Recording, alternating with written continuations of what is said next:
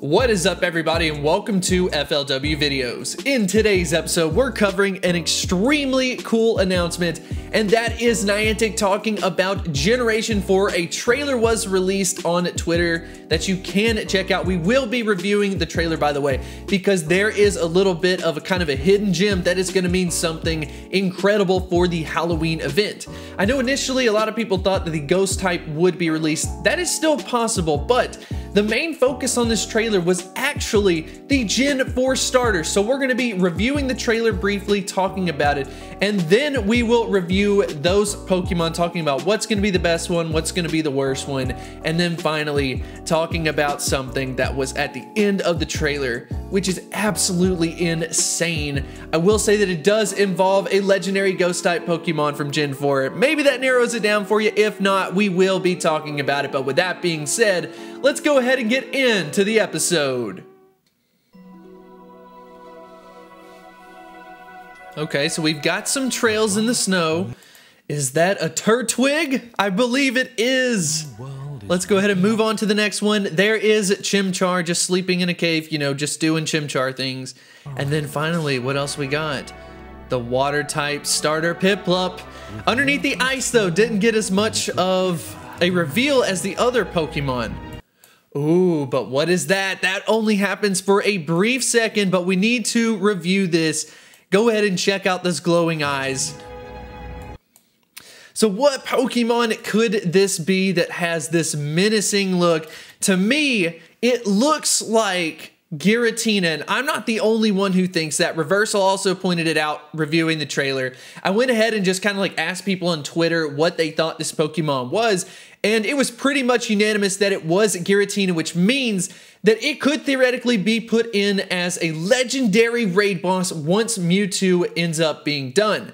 So honestly, I think we will probably see it show up after Mewtwo and not see as much of an overlap. That way Giratina can get all of the glory. But with that being said, let's go ahead and review these Gen 4 starters, talk about their stats, and talk about whether or not they are going to be good in the game from a meta perspective.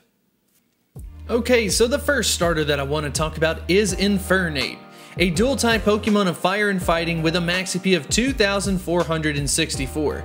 That is going to be one of the lowest on this list specifically, but if we take a look at the stats, I went ahead and added in the overall ranking for all of the Pokemon currently available in the game. Basically, the biggest stat that it has is the attack stat at 222. If you are looking for some type of comparison, though, I do think that checking out some other starters from the fire typing could be a pretty comparable standpoint. For instance, if you take a look at Blaziken, not just from the fire, but also from the fighting, you will see that it clearly outclasses it, especially from that attack stat.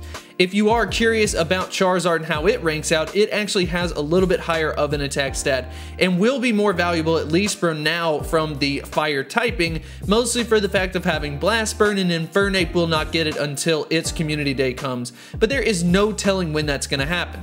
So up next, we have Empoleon with a max P of 2,741. Empoleon is a dual-type Pokemon of water and steel typing. This is a Pokemon that I'm personally very interested in seeing added into the game. If we go ahead and take a look at the overall ranking, you will see that it is at 41st, which is very impressive. It's basically a very well-balanced Pokemon, which does translate to a high overall ranking. If you check out its best stat, though, it is its attack stat at 210.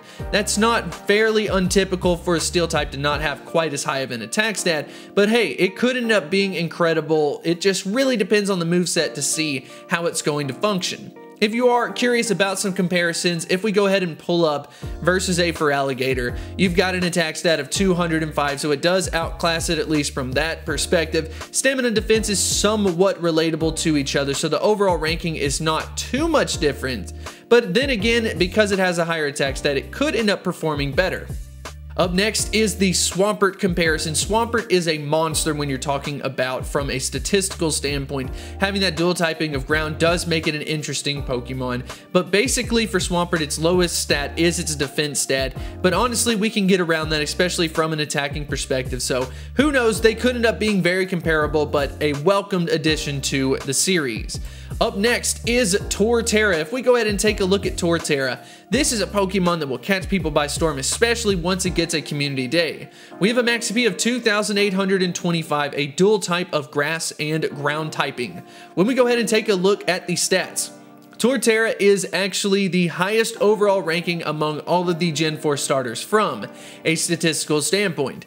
But in this case, it's not because of the attack stat, it is because of some of the other stats, namely the stamina being so high, ranking out at 39th, creating a very good overall balance. But just remember, it can still end up being a great attacker. Venusaur, for instance, has a lower attack stat than Torterra, so once it gets a community day move, who knows, it could end up performing better and Venusaur is completely forgotten. If you are curious about the comparison for Sceptile, Sceptile is actually going to be one of the more interesting ones for me as far as a community day Pokemon is concerned. We have an attack stat of 223, which is miles ahead of Venusaur, miles ahead of Torterra. Either way, we are very excited to have these Pokemon in the game.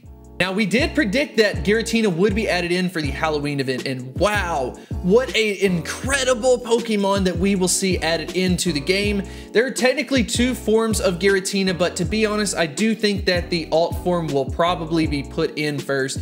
This is a Pokemon that kind of acts as a very high HP ghost type Pokemon, which is something we haven't seen in the game yet. So just imagine something like a Gengar, but it's on steroids as far as the HP is concerned. It doesn't have as high of an attack stat, but either way, it's going to be so much fun. I'm so glad that Niantic decided to do it this way. Introducing a new legendary during an event like this is something that a lot of people will not forget, and something that I will personally give them an applause for. But with that being said, I want to go ahead and end on a question of the day. Which Pokemon are you most excited about seeing added into the game from this list? Is it one of the Gen 4 starters, or is it Giratina? Go ahead and let me know in the comment section below, and I will see you next time. Hit me like a tidal wave.